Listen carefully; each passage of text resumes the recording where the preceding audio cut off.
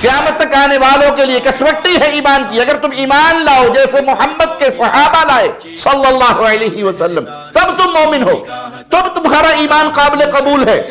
ابو سفیان کون؟ جن کی لخت جگر رسول اللہ صلی اللہ علیہ وسلم کی اہل بیت, آپ کی زوجہ محترمہ. یہ ایک لعنتی شخص کا کردار ہے, یہ کسی شریف آدمی کا کردار تو نہیں. لیکن ہم اپنی زبان پہ ایسے جملے نہیں لے کر آتے کہ تمہارے نزدیک وہ قابل احترام ہے تو تمہارا معاملہ ہے. ہم اللہ کے رسول صلی اللہ علیہ وسلم کے صحابہ کے خلاف زبان دراز کرنے کی کسی کو اجازت نہیں دیں گے. اور پھر بعد میں یہ جھوٹی توبہ کا ڈرامہ کرتا ہے کہ جی ہم تو تمام صحابہ کا احترام کرتے ہیں, جن کو زبردستی صحابہ بنایا جائے ہم ان کا احترام نہیں کرتے. یزید کو کس نے صحابی کہا؟ السلام علیکم ورحمۃ اللہ وبرکاتہ. ان الحمد للہ نحمده ونصلي على رسوله الكريم. اما بعد اعوذ باللہ من الشیطان الرجیم. لا يستوي منكم من انفق من قبل الفتح وقاتل اولئك اعظم درجة من الذين انفقوا من بعد وقاتلوا وكلا وعد الله الحسنى واللہ بما تعملون خبیر. نبی کریم صلی اللہ علیہ وسلم کے صحابہ کی مبارک جماعت وہ عظیم گروہ ہے جنہیں اللہ نے اپنے نبی کی صحبت کے لیے چنا ہے. جماعت صحابہ کے اندر بھی درجات ہیں. ایک وہ گروہ ہے جو مکہ فتح ہونے سے پہلے اسلام لے کر آئے اور اسلام کے لیے جدوجہد کی, جہاد کیا, مال قربان کیا, جانیں قربان کی. یہ مقام میں, عزت میں, مرتبے میں, شرف میں بڑے اعلیٰ ہیں کہ اسلام کے پودے کی آبیاری کے لیے ان کا خون, ان کا مال سب سے پہلے خرچ ہوا. ہیں یہ بھی صحابہ.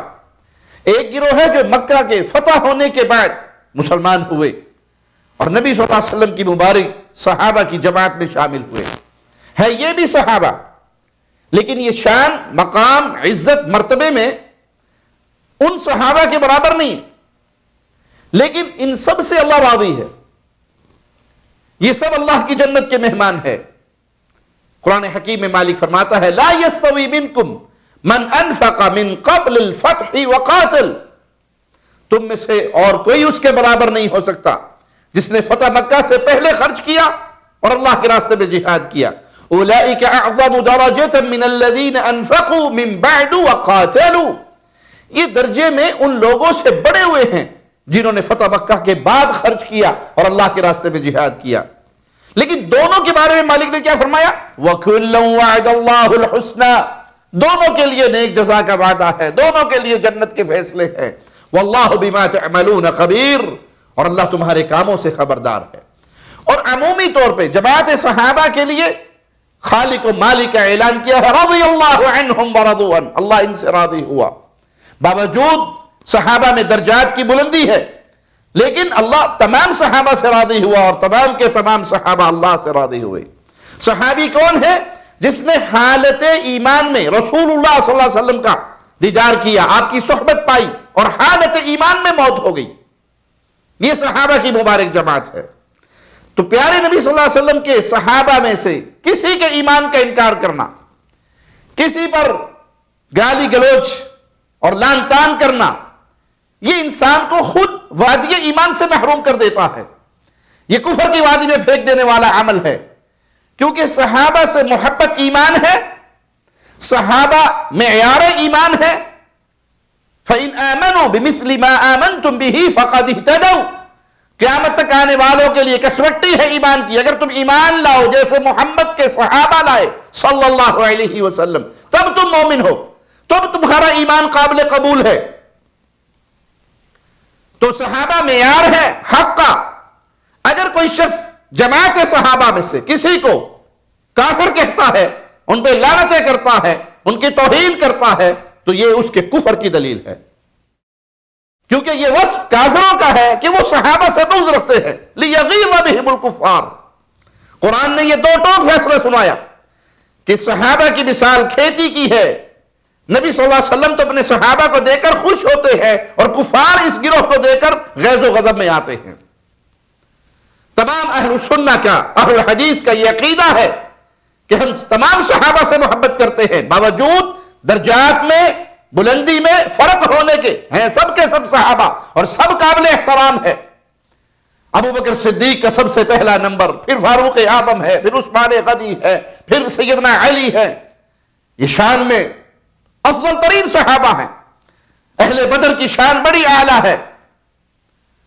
اللہ کے نبی صلی اللہ علیہ وسلم پہ جان مال نچھاور کرنے والا یہ گروہ اللہ کو بڑا محبوب ہے، اور ہم ان لوگوں کے ایمان کا انکار کرتے ہیں جن کا یہ اعتقاد ہے ارتد الناس بعد النبی الا اربع، کہ نبی کی وفات کے ساتھ ہی 4 کے علاوہ سارے کافر ہو گئے تھے۔ یہ پرلے درجے کے کفار کا عقیدہ ہے، یہ مسلمانوں کا عقیدہ نہیں ہو سکتا۔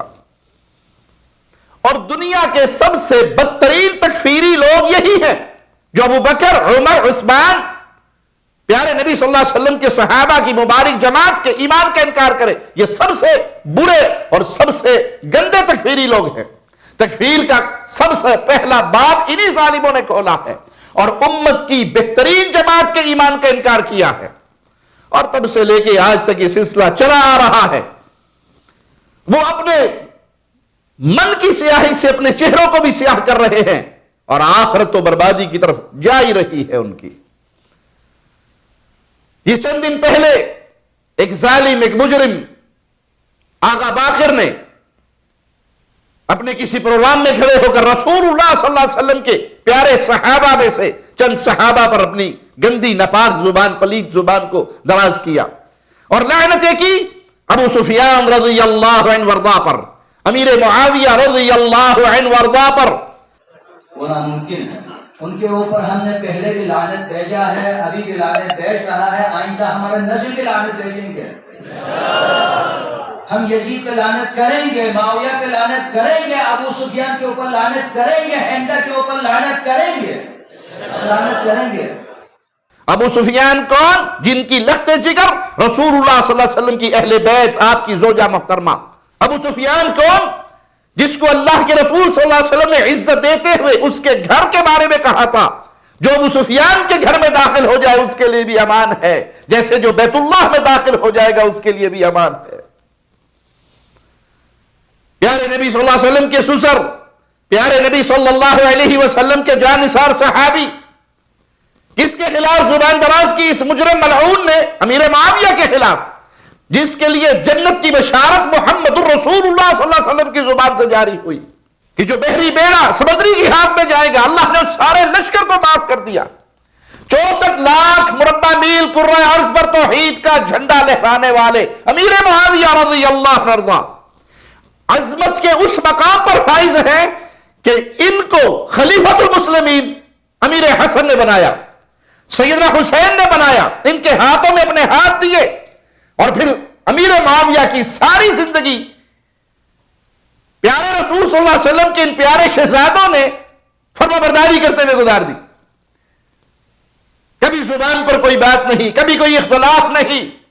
امیر معاویہ کی خلافت وہ عظیم خلافت ہے جس پہ اہل بیت بھی اور تمام صحابہ بھی اکٹھے ہوئے، کوئی اختلاف نہیں رہا، اور پھر اسلام پوری دنیا کی طرف بڑھتا ہوا اور پھیلتا ہوا نظر آیا۔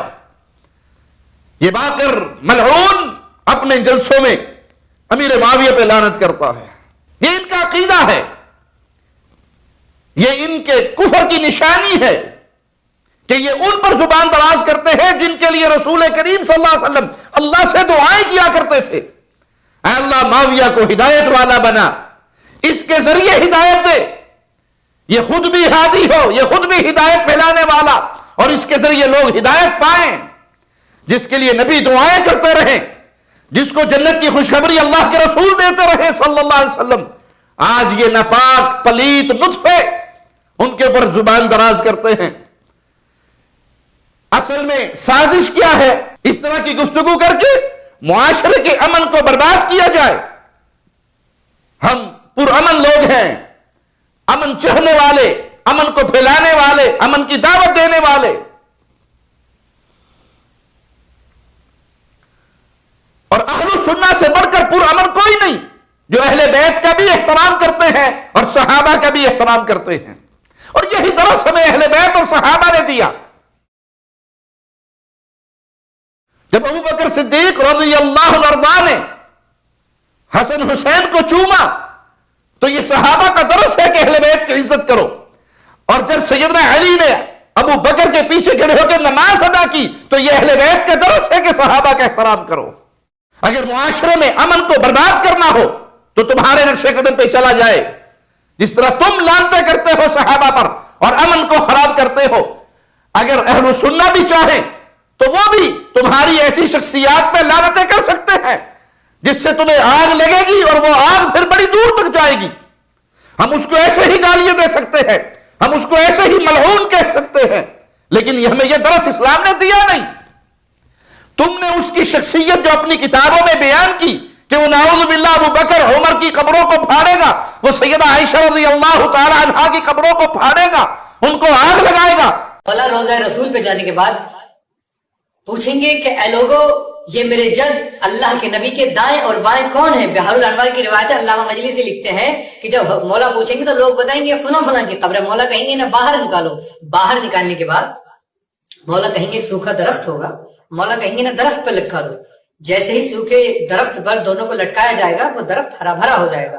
پھر مولا کہیں گے کہ جاؤ یہودیوں کا فلاں فلاں جگہ کسی زمانے میں قبرستان تھا، وہاں ایک شخص اور دفن ہے، تیسرے کو بھی لے کر آؤ۔ مولا اسے بھی وہاں سے نکلوائیں گے اور نکلوانے کے بعد ان تینوں کو درخت سے لٹکا دیں گے۔ سوکھا درخت ہوگا، جیسے ہی انہیں درخت سے لٹکایا جائے گا وہ درخت ہرا بھرا ہو جائے گا۔ مولا کے لشکر کے کچھ لوگ بغاوت کر دیں گے اور امام زمانے کے مخالف آ کر کھڑے ہو جائیں گے۔ جب امام کے مخالف آ کر کھڑے ہو جائیں گے مولا حکم دیں گے کہ انہیں بھی قتل کر دو، انہیں بھی قتل کر دیا جائے گا۔ انہیں قتل کرنے کے بعد مولا کہیں گے کہ ان میں آگ لگا دو، ان میں آگ لگا دی جائے گی۔ یہ ایک لعنتی شخص کا کردار ہے، یہ کسی شریف آدمی کا کردار تو نہیں، لیکن ہم اپنی زبان پہ ایسے جملے نہیں لے کر آتے کہ تمہارے نزدیک وہ قابل احترام ہے تو تمہارا معاملہ ہے۔ ہم اللہ کے رسول صلی اللہ علیہ وسلم کے صحابہ کے خلاف زبان دراز کرنے کی کسی کو اجازت نہیں دیں گے۔ یہ ہمارے ایمان کا سودا ہے، یہ ہمارے ایمان کا معاملہ ہے۔ اور ان ظالموں کو جرأت کیوں ملتی ہے اس طرح کی بکواس کرنے کی، جب ان کو اہل سنت کہلانے کے دعوے دار نام نہاد سنی ان میں سے کچھ کالی بھیڑیں مل جاتی ہے جن کو یہ مال کے ذریعے خرید لیتے ہیں اور وہ ان کی مجلسوں کی رونق بن کر رسول کریم صلی اللہ علیہ وسلم کے صحابہ پر قائم کرتی ہے۔ یہ رافضی حنیف قریشی، آپ سنیں کبھی اس کی زبان سے سیدنا ابو سفیان رضی اللہ عنہ کے لیے پلید کے جملے نکلتے ہیں، اور ابھی قریب میں ہی اس نے سیدنا عمر بن عاص کے خلاف بکواس کی۔ تم نام صحابہ کا لے کر اس لانتی کتے یزید عمر بن العاص تم صحابہ کی کیٹیگری میں لا کر ان کی حمایت میں کام کرتے ہو۔ خدا کی قسم ہم ان سے اتنی نفرت کرتے ہیں کہ ہم اپنے کتوں کے نام بھی ان کے نام پہ نہیں رکھتے۔ تسی ہے جو کتیوں ساتھیاں نہیں شبت سمجھتے ہو، ہم ان کو صحابہ کے چھتری طرح پروٹوکول دیں گے، ان کو شیل دیں گے۔ اور پھر بعد میں یہ جھوٹی توبہ کا ڈرامہ کرتا ہے کہ جی ہم تو تمام صحابہ کا احترام کرتے ہیں، جن کو زبردستی صحابہ بنایا جائے ہم ان کا احترام نہیں کرتے۔ یزید کو کس نے صحابی کہا؟ تم دھوکہ دینے کے لیے اس طرح کے نام استعمال کرتے ہو۔ یزید کو کسی نے صحابی نہیں کہا، نہ اس کو صحابیت والے شرف دینے کی بات کسی اہل سنت نے کی۔ تم بہانہ بناتے ہو یزید کو اور گالیاں دیتے ہو ابو سفیان کو، گالیاں دیتے ہو عمر بن عاص کو، گالیاں دیتے ہو اصحاب رسول کو۔ اللہ تمہارا شر تمہارے اوپر لوٹائے اور امت کی تم سے جان چھڑا دے۔ امن کا راستہ، سکون کا راستہ، پیار کا راستہ یہ ہے کہ جن کی عزت قرآن نے بیان کی ان کی عزت کی جائے، اہل بیت کی بھی عزت کی جائے۔ ہم اہل بیت کے گستاخ کو، اہل بیت کو گالیاں دینے والے کو بھی کافر سمجھتے ہیں اور اصحاب رسول کے ایمان کا انکار کرنے والے کو بھی مسلمان نہیں سمجھتے۔ اہل سنہ بڑے اعتدال والے لوگ ہیں جو رسول اللہ صلی اللہ علیہ وسلم سے جڑی ہوئی ہر چیز کا احترام کرتے ہیں، اللہ کے نبی صلی اللہ علیہ وسلم کے منہ مبارک کا احترام کرنے والے، آپ کے لعاب دہن کا احترام کرنے والے، آپ کے مبارک پسینے کا احترام کرنے والے، آپ کے ساتھ جنگوں میں شریک ہونے والے صحابہ کی توہین کیسے برداشت کریں گے؟ آپ کے گھر کے اندر پلنے والے اہل بیت کی توہین کیسے برداشت کریں گے؟ یہ ایمان کا معاملہ ہے، یہ عقیدے کا معاملہ ہے۔ ہم تمام صحابہ سے اور تمام اہل بیت کی عزت کا درس دیتے ہیں۔ اللہ کے لیے اپنی زبانوں کو روکیے، اللہ کے لیے آخرت کو برباد نہ کیجیے دنیا کے چند ٹکڑوں کے لیے، اور ایسے ظالموں کو لگام ڈالیے۔ اور یہ کردار، یہ ذمہ داری حاکم وقت کی ہے۔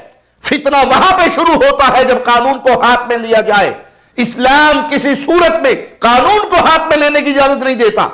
حاکم وقت کا کام ہے کہ وہ فتنہ پھیلانے والوں کو روکے۔ مسلمان حکومت کا یہ کام ہے، لیکن خود آپ آگے بڑھ کر انتشار پھیلائیں، ٹائر چلائیں، ہڑتالیں کریں، اپنے ہی بھائیوں کے دکانوں پہ حملے کریں اور امن شانتی کو برباد کریں، یہ اسلام کی دعوت نہیں ہے، یہ اسلام کے خلاف اور اسلام کو بدنام کرنے کا طریقہ ہے۔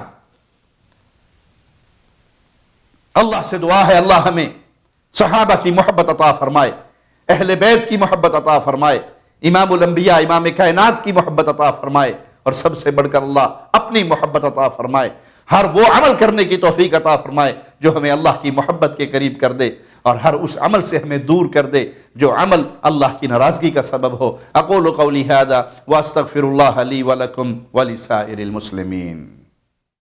ہر لمحہ قرآن اور سنت کا ترجمان، فضیلت الشیخ توصیف الرحمان۔